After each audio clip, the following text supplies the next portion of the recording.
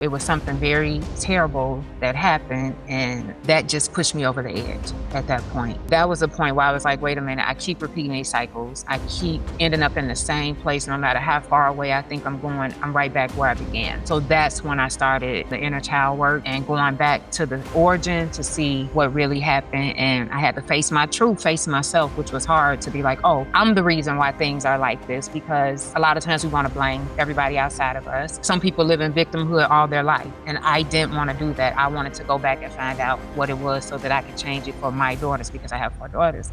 I can. I mean, perhaps not from like childhood distinctly, that I just didn't feel like I was enough, but I feel like we get that a lot from culture with trying to prove our worth. So you could even see it in the form of success and the standards that we place upon others, including your children. Perhaps my parents saw success and they said, okay, if he's not going down the right path, then we have to intervene. But we're not really teaching our kids, do what brings you joy. Do what you want to do. We're like, no, this is what the version of success looks like to society. And you get caught up in that success loop. And then you also get caught up in the loop of sometimes people will compare themselves to others on social media. And most people do, because it's like, okay, this is too uncomfortable. I'm out of here. And they'll either go back, they'll more than likely go back to what they were used to. There's this saying I always talk about, which is, most people choose known hells as opposed to unknown heavens, because we are comfortable in the hells that we create. But when you are asked to rise above and go into the unknown, a lot of people don't want to do that. You don't know what's on the other side. So for that cocoon phase, it's like, sit in it. But like you said, try to find some humor in it. So I feel like, to me, awareness and being conscious is just your higher self is activated. And it's like, hey, we know better. You're clear on things. And all masks came off. And you can see, beyond the veil. You can have like profound knowledge and you can put that out to people, but if they're not ready for it and platforms aren't really meant for that, it's just become an ad platform to distract people. If you think of it, our attention is their energy that they are siphoning. That's the power of creation. It's your focus, your attention, your consciousness. It gives birth to new galaxies and new universes. When you really tap into that silence and you tap into who you truly are, and you find that in the silence, you find out who you are, and you find out you are nothing and you are everything.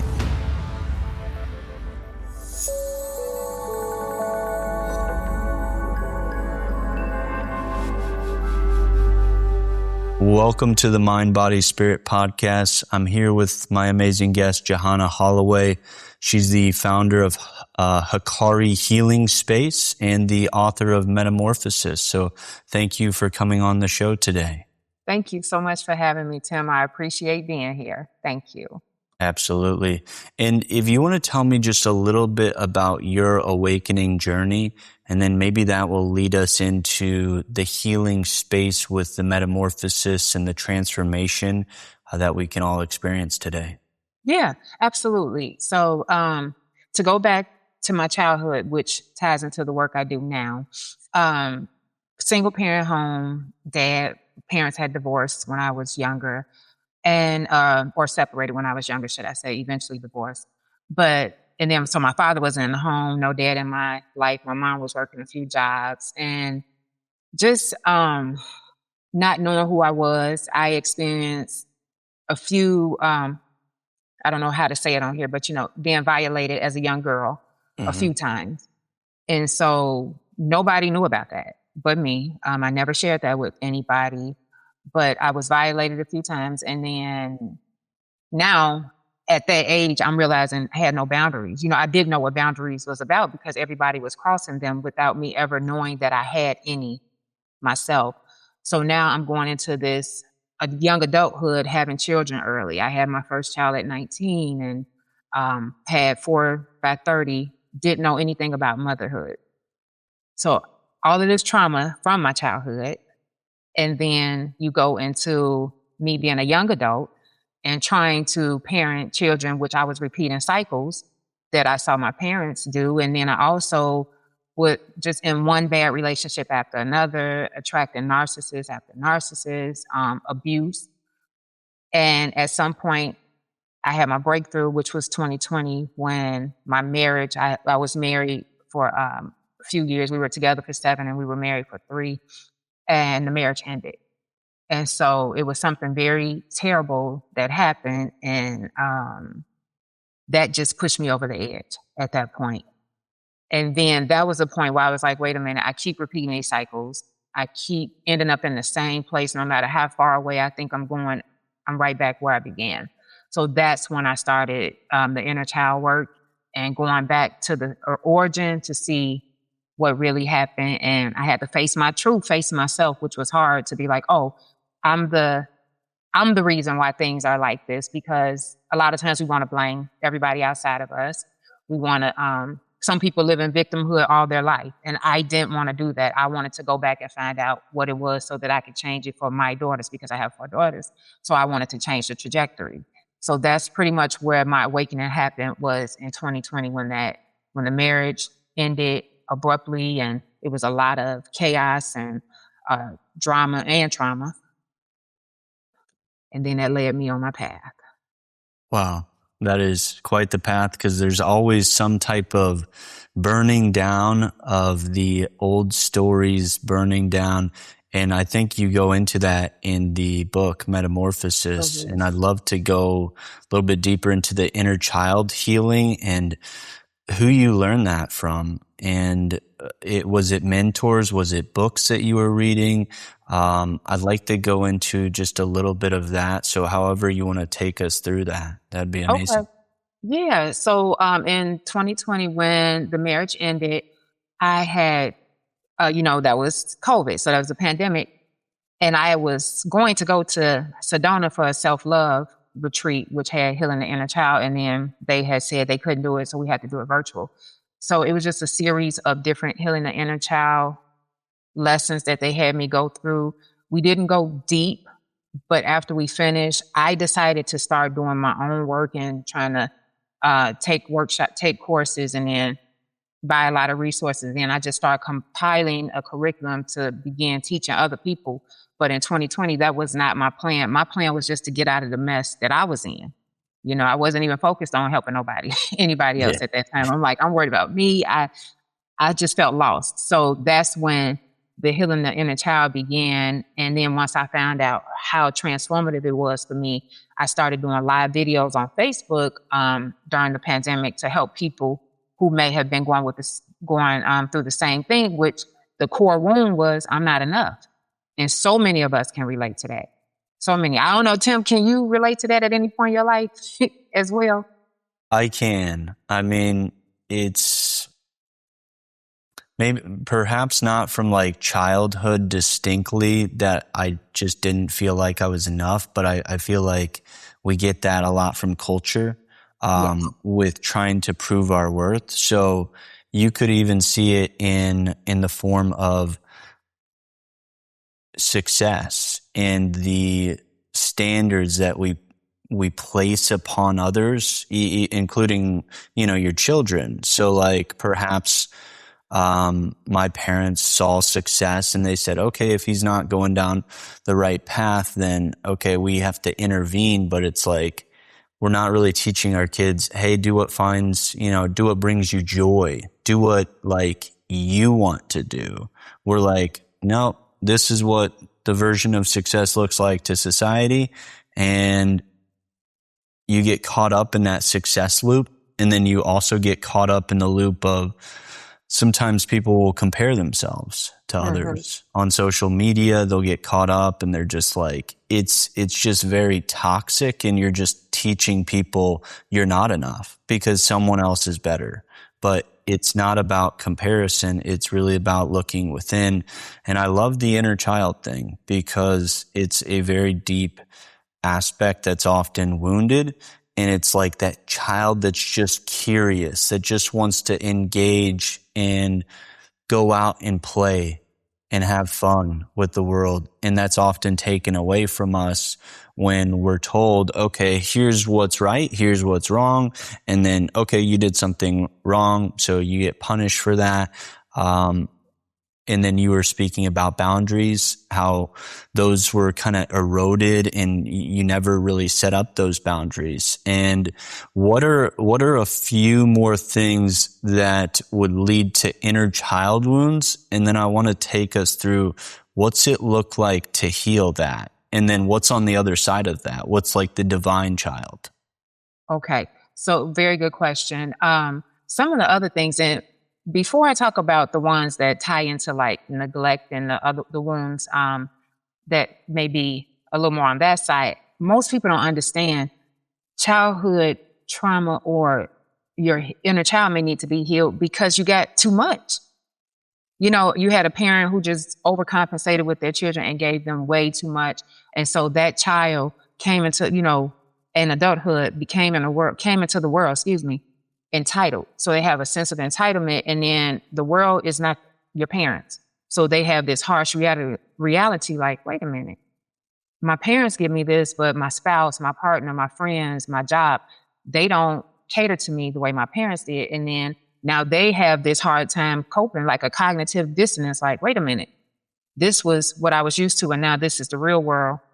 And that's also some wounds or something that maybe need to be addressed. Another thing is abandonment. So we go on the other side, which is abandonment, which is really, just the fear of being alone. Basically, you go a little bit deeper because I like to go deeper than like what people call things. It's basically you feel unworthy. And so you look outside of yourself, for other people to define you, which leads to codependency as well. That's the fear of being rejected. And then you also have people pleasing. Mm-hmm. All of those mingle because normally as children, we're taught to be seen, not heard, or you can't speak up and say something and challenge your parents, then you will be punished. So all of these repressed emotions that we have inside of us, which Carl Jung talks about that, making the unconscious conscious. And if you don't, then you'll continue to call it fate. And that's what many people are doing. They're not dealing with what's in the background in the psyche, which is the inner child that has been wounded. And so we're just repeating the same cycles. And then we're blaming everybody else. And then we may act like everything is good. And then a trigger happens. And then now we're right back where we were. So all of those tie into the need for the inner child to be healed. And so then you go on the flip side to the divine inner child, which is basically integrating the shadow self, that part of you that you couldn't express. A lot of times we have sexual shame, societal religious conditioning, all of those we have to unravel. And once you actually just come aligned with the shadow self and the light, to me, that's when the divine child is free to be no longer running your life. You know what I'm saying? Now you all are one. Okay, we're doing this together and not you're running my life, little child, little girl that has been hurt, picking all the men for me. And now it's like, okay, we're in alignment and I could choose better and move differently, actually. Yeah. Absolutely. And what are a couple ways that we can make the subconscious or all of the shadow aspects of ourself, including the wounded child, how can we bring all of that to the surface to be healed, to be transformed, to be transmuted in love and light frequencies, and shift our entire life, shift, how we see things? Yeah, that's, I think that's the part that scares most people off. It's like, wait a minute, I have to do work. I thought it was just Yeah. magically when I turned 18, all of that would be over. Not at all.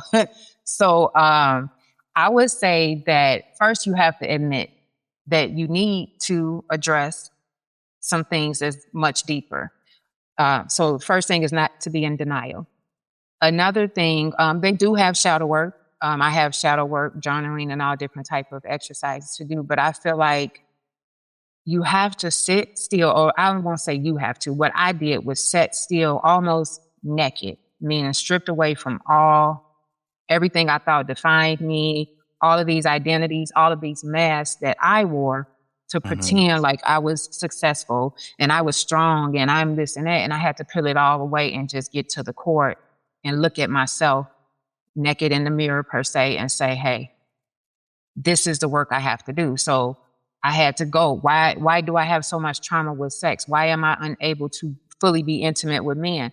I had to go back to when I first lost my virginity. I was beat because of that. When my mother found out, I was beat. And so in my mind, it's like, oh my gosh, I should be ashamed. So that's something that I had to go back and shine a light on that and say, hey, I wasn't a bad person. I didn't know. Everybody around me was doing it, so I thought it was something I needed to do.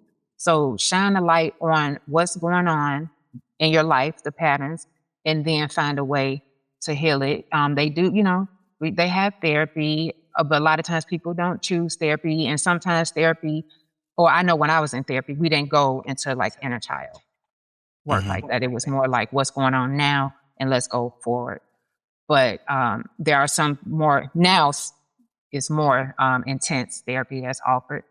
But you could do therapy, you could do the shadow work, you could do the actual workshops that they do have, healing the inner child, are different ones, or you can, now is so much out there, you can choose what fits you.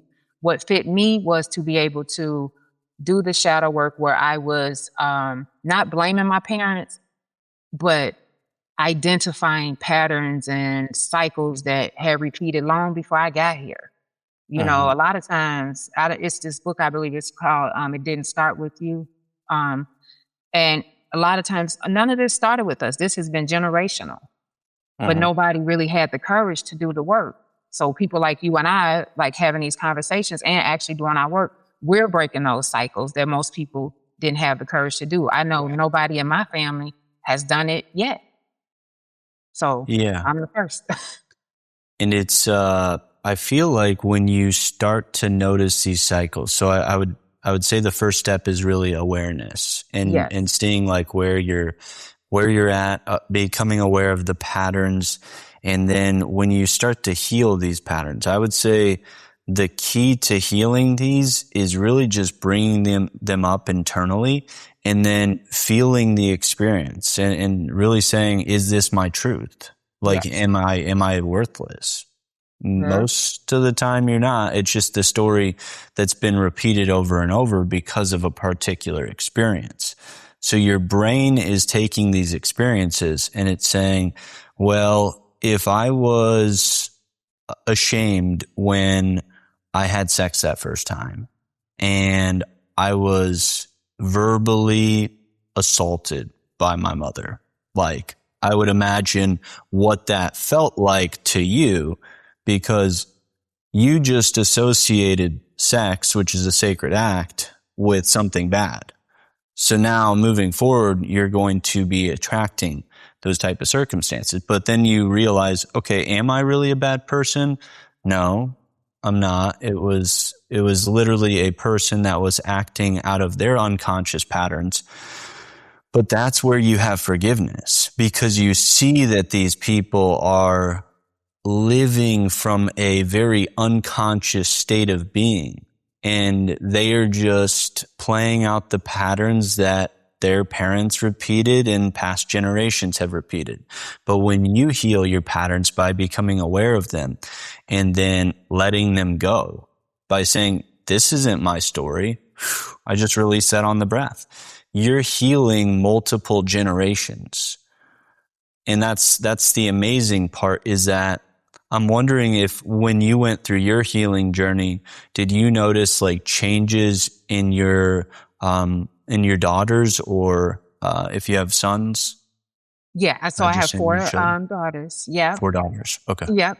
And I did notice a change because they were seeing a mother who was leaving one relationship and hopping right into another one, not because I love being in relationships, but because I thought I was only worthy if I had a relationship. So um, then they went to now they see, and at that time in 2020, when they saw me in things, they saw a woman who, even though, or mother who didn't have the strength, that she didn't even know if she had the strength, but she dared to find out if she did, and so to me, that led them on a different path as well, so now I don't, yeah, no, none of my babies are in like, well, babies, they're grown, but none of my babies are in like toxic relationships or anything of that nature. So I'm hoping and praying that it ended with me, you know. So Yeah. And yeah. it's a really special moment that you can cause that type of change in your family, not necessarily by telling them, hey, here's how you should be. It's how should I be?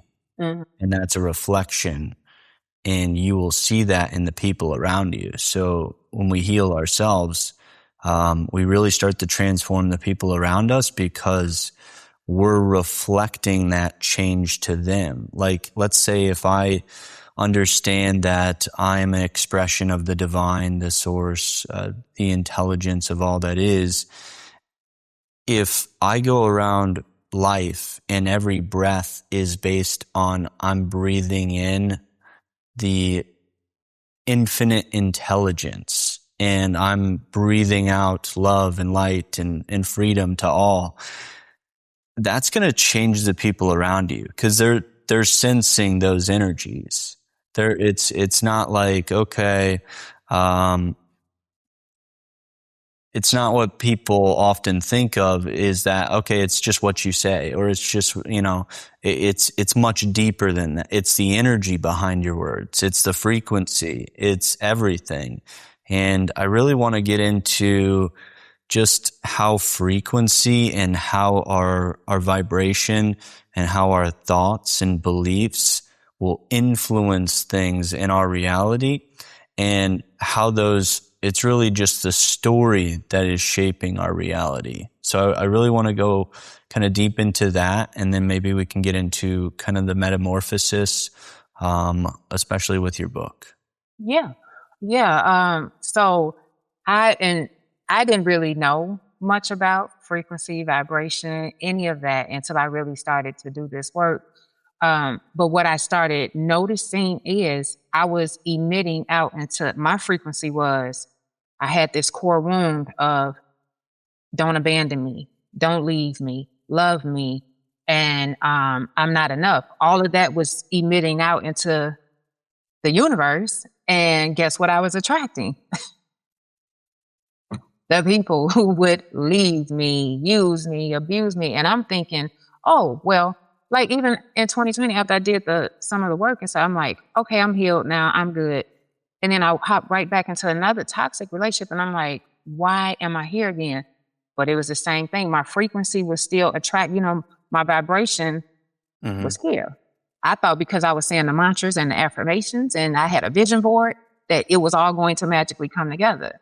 And that's the furthest from the truth. It's like I had to actually embody that frequency and maintain it consistently and try to and like you said, just be aware when I started to even my thoughts when they start to go to a different, place and why.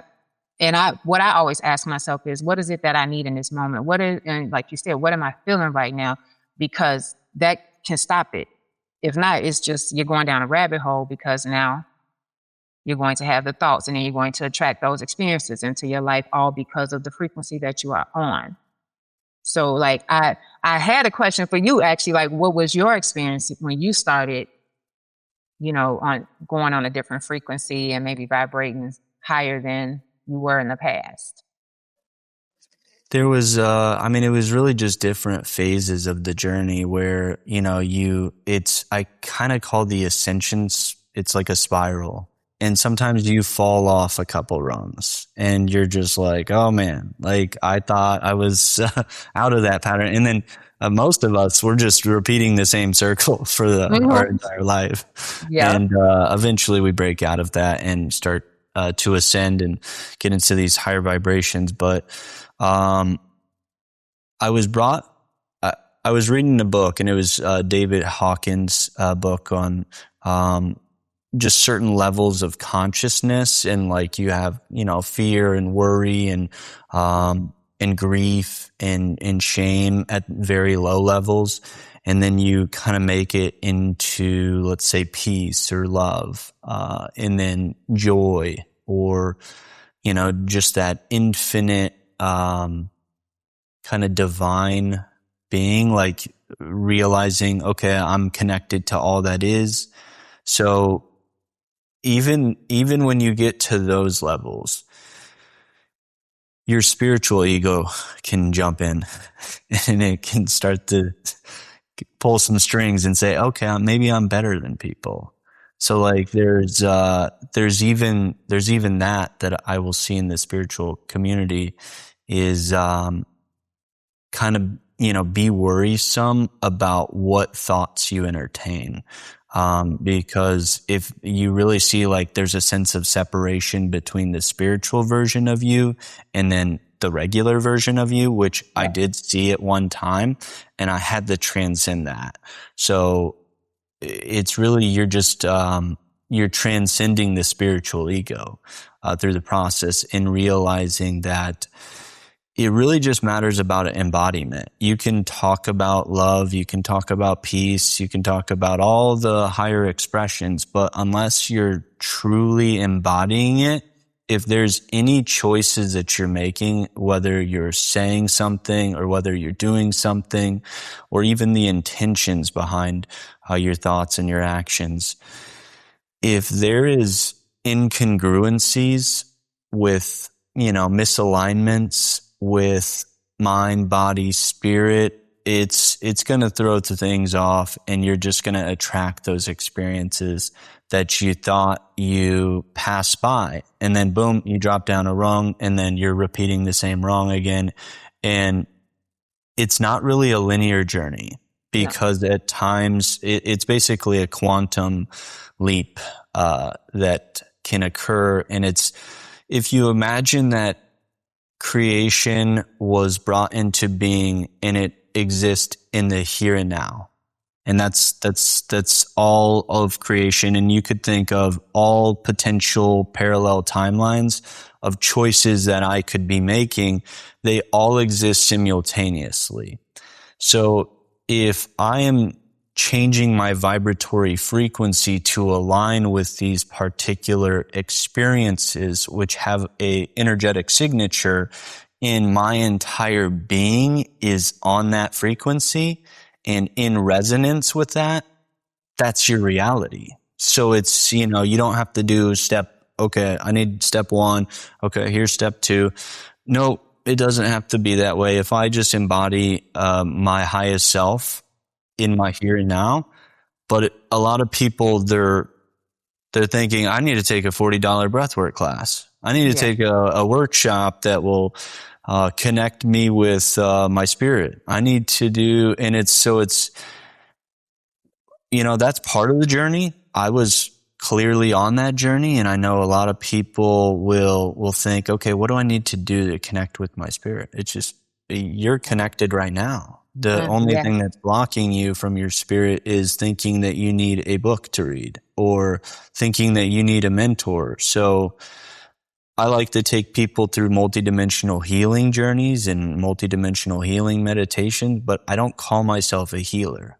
I just say I hold space for people to heal because I wish to empower them. I don't want them to wish or to rely on something outside of them. So that's, I think, something you mentioned earlier is a lot of people are just giving their power away. Yes. So that was Yes. kind of my experience with the journey. But any thoughts on that in No, particular? no. I love all that because especially with the parallel universe, parallel lives and people really pay a lot to find out how to manifest things. Yeah. And if you understand, all you have to do is be, and then you Hmm. will start just attracting. Like I feel like even here with me seeing your post about this podcast and like, oh, this is right on my radar. But had I been vibrating or in a totally different energy, energetic imprint at that time, I probably would have never saw it, would have never came across it. So it's just 100%. you really, yeah, you just have to be and stop forcing people like, what more can I do? What more? Nothing. I feel like stop trying to do and just focus more on being. But we're in a society. Yeah. It's I think a key characteristic of that is separation. So it's, if everything is connected, you're connected to the version of you that is peaceful, that is loving, that is accepting, that is forgiving, that is embodying their highest self. And if every word I speak, if every breath I take is built upon the foundation of divinity and unity and truth and freedom, then my outer world is going to reflect that.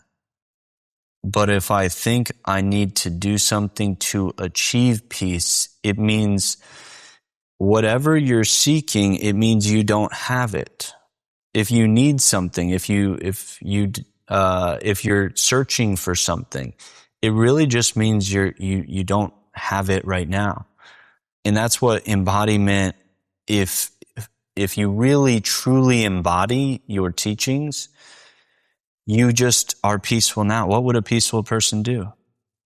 Peaceful person probably wouldn't flick somebody off in traffic Right. because they cut them off. And it's Mhm. like, people go through their own journeys of that, and they kind of look at the world and they say, well, somebody said this, so I should be mad.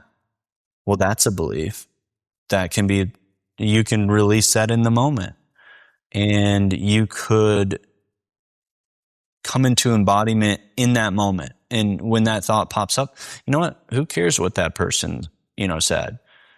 That doesn't have anything to do with me, even if they made fun of me. That's on them. Like, I don't have to hang out with those people, but you also have to look at it as to what is your reaction in these circumstances. So in each and every moment, there's always a response from you.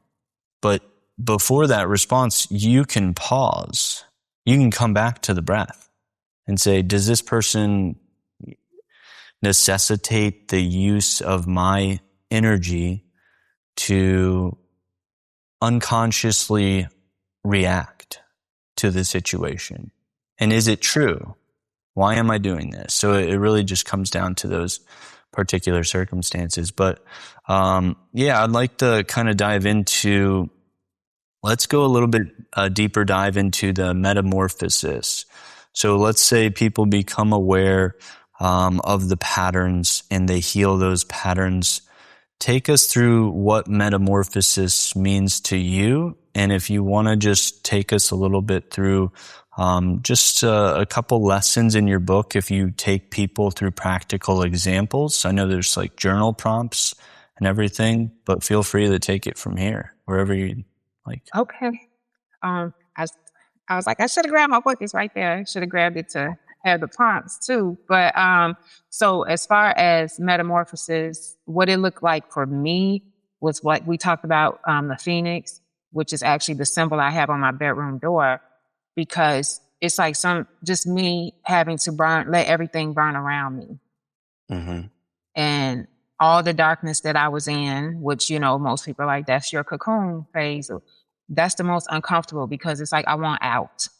I want out, but it's like, you can't determine when you're coming out right now. You have to sit still. And I had to sit still and let life happen to me, for me, around me. And so that was my cocoon phase. And it's just, some people say dark night of the soul. Some people say have different sayings, but I just know that it was the time when I felt the most lost. Like, I don't know why I'm here. Do I want to be here? Just a lot of questions going through my mind because it was just that painful to face myself and then face what I had allowed to happen in my life. So I would say I stayed in the cocoon phase probably longer than any butterfly it has, but I stayed. And sometimes I feel like I retreat back into it sometimes when I go in my hermit mode, but that's really my healing mode as well. So and then coming out as the butterfly, which is now I'm able to become more aware. I'm able to function as an aware being as opposed to, like I talked about, being unconscious, like we talked about with parents and our parents and things. I was able to function more at a conscious level and be more aware of. what I was doing, why I was doing it, and things of that nature. So I would say that was like my progress was to experience um the darkness, do the work, come out, but understand that there's a healing journey, that may be ongoing, and that wasn't the end of it. And so that's why I say the butterfly phase is, it's like, okay, now I'm able to be a little more free, but understand, like when you describe that we might come back down, I understand I might at times, and not to judge myself, you know, give myself grace with that. Well, thank you. I appreciate that. And it's really just that journey from the darkness to the light and going through that metamorphosis phase. What advice would you give people that are going through that cocoon phase? Things are chaos and life is falling apart. Maybe some comedy films. I don't Yeah, know. Yeah. man. Who knows? Tell some knock knock jokes. I'm telling you, like you got No. it's hard. It is so hard. And that's the stage that most people want to rush through. And most people do. Because it's like, okay, this is too uncomfortable. I'm out of here. And they'll either go back, they'll more than likely go back to what they were used to. There's this saying I always talk about, which is most people choose known hells as opposed to unknown heavens, because we are comfortable in the hells that we create. But when you are asked to rise above and go into the unknown, a lot of people don't want to do that, because you don't know what's on the other side. So for that cocoon phase, it's like, sit in it, but like you said, try to find some humor in it. You definitely need a solid support system. Mhm. Because, being alone going through that it's too much for me. Like I had a moment when I was really alone, but so a nice solid support system. I say have an emergency plan. Like when it's a natural disaster, we know take shelter here, call 911. Same thing when you are in that cocoon. Who are you going to call? Where are you going to go? My go-to is nature. So somebody else may need to have a different place that they go. Some people may want to go to um, the Buddhist temple or to church or whatever they believe that's their go-to. But I feel like for me, I go to nature. So I know where I'm going. I know who I'm calling. What am I going to do in that stage? And I have to remind myself, remember why I started my 4 daughters, that I want to make sure long after I'm gone, that they now have a different way of living and being. So you have to remember, why did you start this journey in the first place? And that can keep you going as well. So those are a few things I would say for the cocoon. But just don't try to bust out too soon. You might, prematurely. Try to stick with it as long as you can, because it definitely pays off in the long run. It really does, because I would say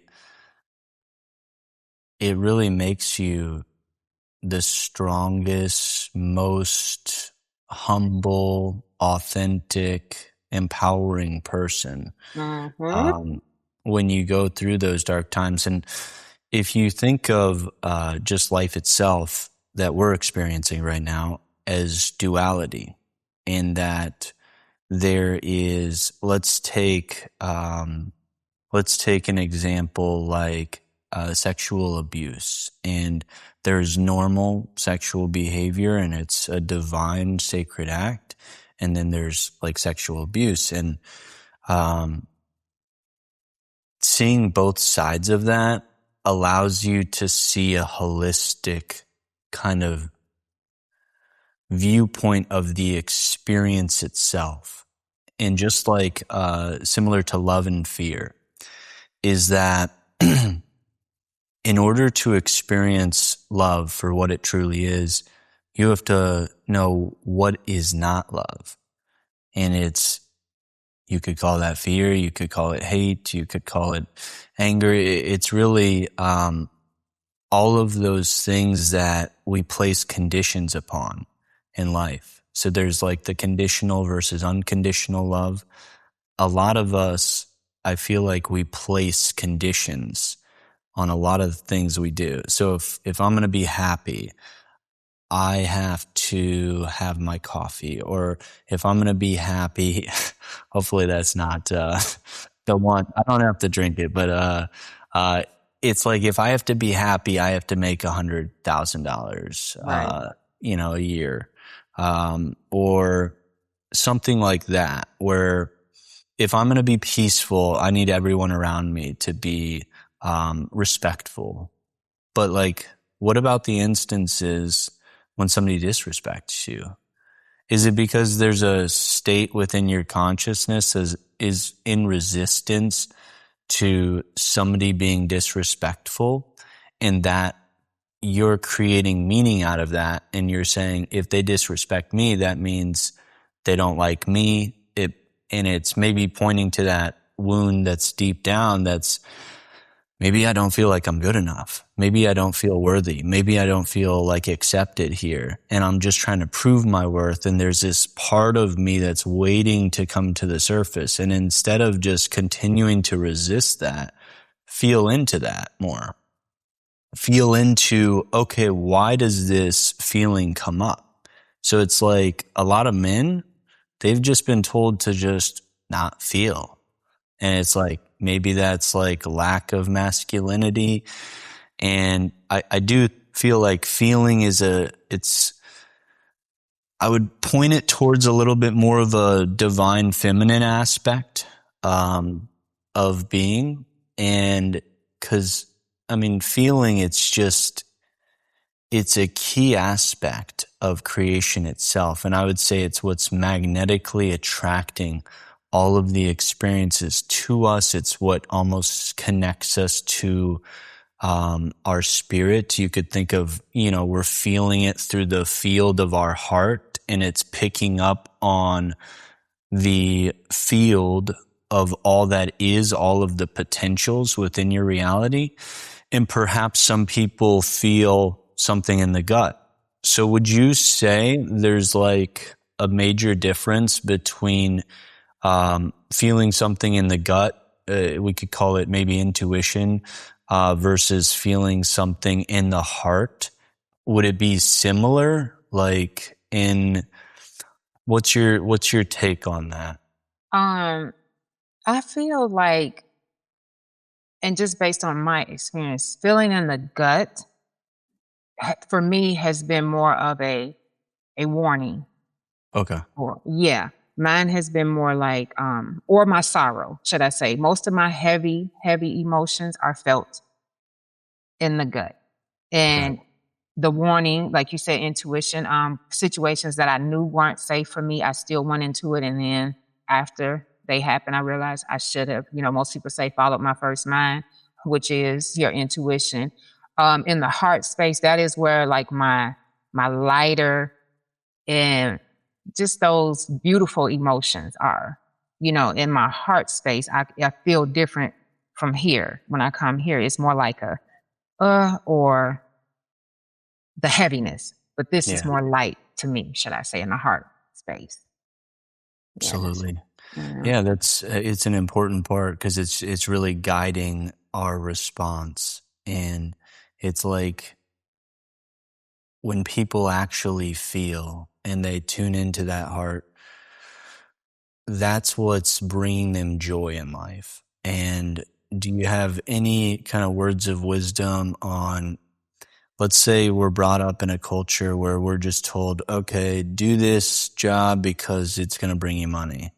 But how do we find the things that bring us joy and like more passion and more vitality in different areas of our life? How do we find that kind of north direction that our heart is guiding us to? I believe that you Yeah. have to. That goes back to the peeling back of layers and letting go of those anchors and those identities. Maybe family has placed them on you, society, gender roles, whatever it is. You have to strip all of that away and just ask yourself, who am I at my core? What is it that that is in alignment with my heart and my purpose for being here? You know, we all are here for different purposes. And I think a lot of people miss that. And so they're like, I don't know what my purpose is. I'm trying to find my purpose. You don't have to find it. You just have to become who you are meant to be, and it will find you. You know, Mhm. so I feel like another thing is sorry. Um Another thing that to find your joy in as far as that feeling is to understand that you may have to risk being isolated. Um, People may be mad at you. You may be called weird. A lot of times we want to fit in, so we don't want to explore those options because we want to stick with the group. But you may have to take the risk, or actually, you will have to take the risk of being different than the people that you were used to being around, doing something different than most people in your family, because that's going to lead you to that north, you know, to your north node where you're actually discovering your joy. And the soul tribe and people are starting to come in that align once you are actually ready to receive. So, And if you think about it, it's kind of like clearing out, I don't want to call it garbage, but clearing out the old stuff that's kind of just taking up space. And it yes, could be the stories, it could be the people, it could be experiences that you feel a certain way about, and that maybe keep you small and pull you down, pull you down. And it's like you do have to go on, I would say, a little bit of a solo journey, because the friends you had back when you were going through, let's say, the divorce, and you were hmm, going through what you could call the dark night of the soul, you were a different person back then. You're going to be a different person probably next week, probably tomorrow. I mean, we're always changing, yes, and the cells are always turning over. We're waking up. Maybe we're in a different timeline, and we're like, oh my God, I did a quantum leap and I don't have friends anymore. So it's like you're just you're on this journey, and you have to just have faith and trust that the right people will show up. And really, you're just clearing out space to allow for the right people, the right experiences, the right opportunities. And if you stick to the old, I think that's what you were saying, when people like to stay in familiar situations yeah, because it feels normal. And when they step out into the unknown, you have to have a lot of faith and trust that hopefully people have my back. And when you realize that you're connected to all that is, and you're on a journey and you're alone, you're never really alone. Your guides are with you, your spirit's with you. Um, cosmic cousins, they're here. yes, They just need you to call upon them. And like, whenever you have any experience in life where you feel down and, man, why do I keep attracting this situation? Ask your higher self, hey, why do I keep, could you bring up the energies of why I keep attracting these abusive relationships? Allow that to just rise up, and it will occur in the silence. And it's just a really big thing for people if they feel that. And hey, we ask our spirit and support teams to clear these energies. And when you do that, you no longer attract those experiences. So all of this, it's really, what am I focusing on? yes. And I want to dive into, what does awareness or consciousness mean to you? It's a deep one. Wow, Tim. That is very deep. Mm. Well, what does awareness and consciousness mean to me? I actually have to kind of double back to Carl Jung, which I Mhm. love his work. And when he said, like, making the unconscious conscious, because now I can no longer make excuses for my behavior. I can no longer blame anybody else because I am fully aware why I am doing what I'm doing. I am fully aware why I am reacting the way I'm reacting or choosing the people I choose. You know, now there's no doubt, there's no gray area. So I feel like, to me, awareness and being conscious is just, now you have that higher, like your higher self is activated, and it's like, hey, we know better. You know what Hmm. I'm saying? And so that's what we're doing. We're doing better at this stage. So I feel like that's what you're conscious and being aware. I mean, being conscious and aware. It's more like you're clear on things, and all masks have came off, and you can see, beyond the veil, as they say. I feel. Absolutely. And going a little bit kind of deeper dive into that, what role do you think consciousness is playing in like the creation process? We've kind of heard about what is it, like quantum theory, and like wave light particle duality. You could think of like all the infinite potentials as waves of energy, and that consciousness, and you could say the waves of possibility are existing in the unmaterialized dimensions of our reality.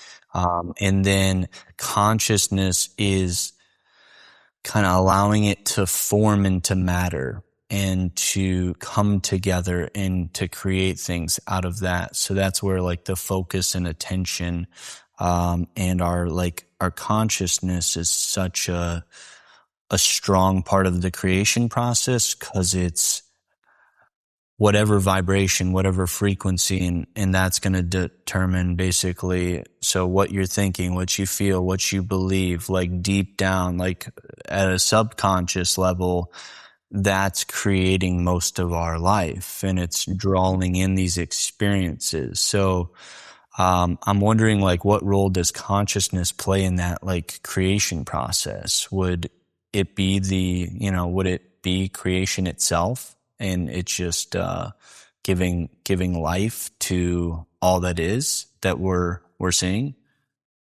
Yeah, Tim, you had some deep questions here, some deep questions, but I love it. I love it. um, because with the creation process, I feel, how they say everything we need is already within us.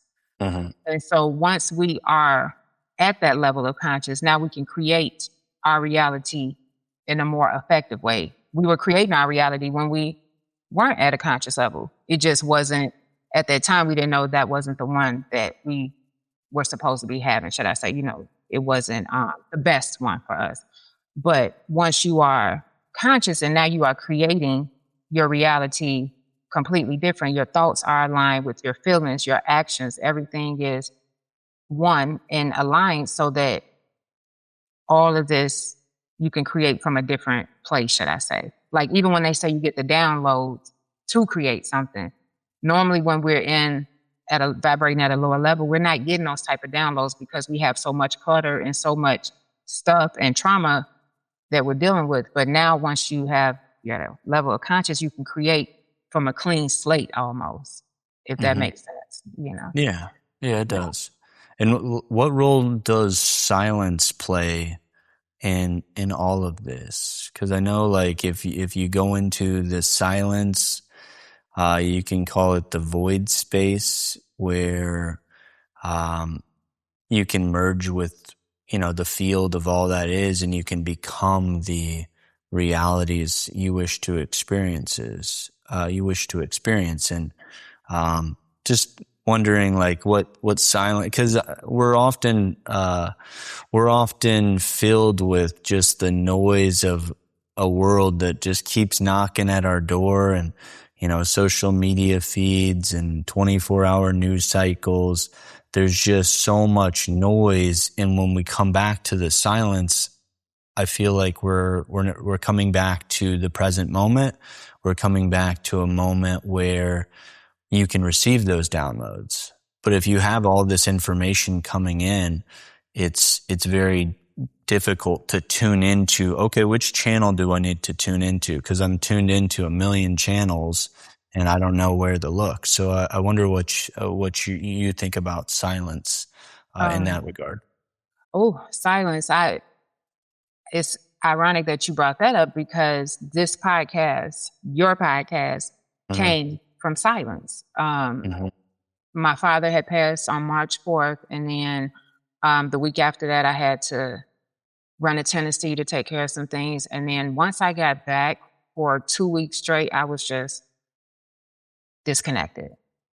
And the things that were coming up, I wouldn't have heard that had I stayed busy because I always say society teaches us that being busy, like it's a badge of honor. And so people want to do more and more and more. But in silence, that's a form of healing. I slept for hours. I slept for hours, but I had the most vivid dreams at that time. And the dreams were almost creations. When I wrote them out, they led to me creating something different and something new. But I feel like silence is a form of healing. And then silence to me is the greatest, quickest way, should I say, to connect straight to the source because now you don't have all of this other noise and chatter to distract you. You are listening and tuned in. Like you said, all these different frequencies are out of the way. And so you can hear. That's how I found out things about why am I doing what I'm doing or, um, just questioning myself at a deeper level. I was able to do that with silence. So I feel like you have to factor in silence and not do more and get busier. Actually, stillness. And that's actually it's funny. I made a post about that. I said I chose stillness, silence, and solitude, and that was the most powerful 2 weeks for me. And my daughter that's at home with me, she even noticed. Like, what did you do there in that room? What were you doing in your room? You like completely different. It's just my energy shifted. And I wasn't giving attention to the things. I cut a lot of people off. And when I came out of that silence, because I realized I was still doing the same thing again, like people pleasing or over giving. And so I feel like silence is a must. You have to be able to get silence. And some people think, well, I don't like to meditate. I don't know how to meditate. It's no rhyme or reason. Meditation is just, you could just sit and stare at one focus on one thing just to get your mind off of Yeah. everything else. So it doesn't have to be intense where you sit outside for 3 hours with your legs crossed all the time. It's like you can do, just sit still. And that's a form of meditation as well. So I feel like silence is key. Yeah, it's a lot of people are trying to avoid that silence, and we're like constantly watching TV and different things, and it's like every time we're in silence, we have that thought that's in our head, you're not enough. But maybe those are just um, you could think of it as like in the water, like the bubbles of the waves, like rising to the surface, and then just letting go and just allowing that to dissolve back into the ocean, which you are the ocean, but you think you're just a drop in the ocean. So it's like, it's just looking at it from like different perspectives, and you're bringing it back to, okay, in the silence is everything. It's it's all that is. And if I tune into that, I can tune into the highest versions of reality. But if I continue doing like the same thing, when I scroll like social media, and I shouldn't, and I'm just like, what am I like? This is just an ad. Like this is just ad after ad. I'm like, my Instagram doesn't even get views anymore. So I'm just like, what am I doing out here? So it's something silly like that. Like you can have like profound knowledge and you can put that out to people, but if they're not ready for it and platforms aren't really meant for that, and it's just become an ad platform to distract people. And if you think of it, our attention is their energy that they are siphoning, Yep. because that's the power of creation. It's your focus, your attention, your consciousness. It gives birth to new galaxies and new universes. And Yeah. that's the power when you really tap into that silence and you tap into who you truly are. And you find that in the silence. You find out who you are, and you find Absolutely. out you are nothing and you are everything. Thank you. Yes. So Yes. At the it's same like time. it's that weird dichotomy where you're like, Mm, okay, I'm nothing, which is you become the field itself and you just dissolve into the field, and you know, you don't have to identify with anything. You just are in a state of being. And I think when people are raising their consciousness to that level and they're just in a state of just pure being, and they don't see anything wrong with the world, they just are the neutral observer of it. I think that, and then seeing the divinity in all that is, everything is in unfolding in divine timing and order for every being. So each circumstance, it's playing a role in their awakening. And it may be very slow for people at times, and um, often feels like time is moving backwards for some people right. because they are moving so slow. But Mhm. everyone is on their own unique path, and just having faith and trust in that journey.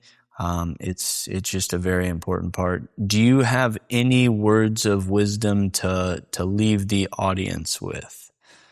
Anything that you want to leave them with? Um, I want to leave with the aspect of this ties into healing the inner child, but um, you have to forgive. Like I realized forgiveness was one of the what liberated me. So I would say forgiveness is a huge practice, a major practice that people should do in order to really free themselves. Because even though you say, I love myself, but then you're still holding ill will against others, it's not going to end well with that. So I would say forgiveness, please forgive yourself and others for what they have done. And then also finding a routine, a practice, or something that is in alignment with you. A lot of times, like you said, we see so many ads, we see so many things saying, try this, it'll work, do this. We know information overload nowadays.